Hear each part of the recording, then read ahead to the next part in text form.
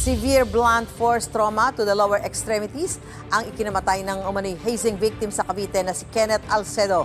Batayan sa medical legal report na inilabas ng Philippine National Police. Ayon pa sa pulisya, may nakita ring crack sa panga ni Alcedo, pati mga pasa sa kanyang batok, likod at kuko.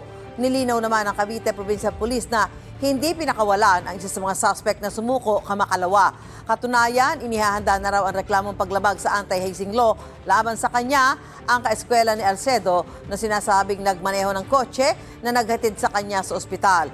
Base sa investigasyon ng pulisya, ginawa ang initiation rites sa isang bakanting lote sa Barangay Langkaan 1 sa Dasmariñas.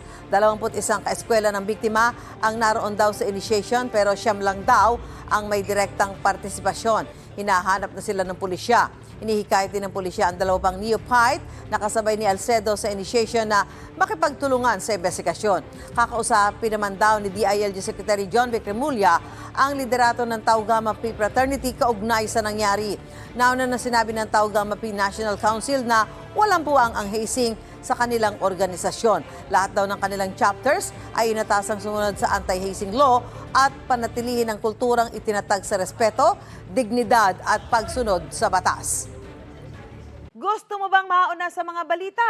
Mag-subscribe na sa GMA Integrated News sa YouTube at tumutok sa unang balita.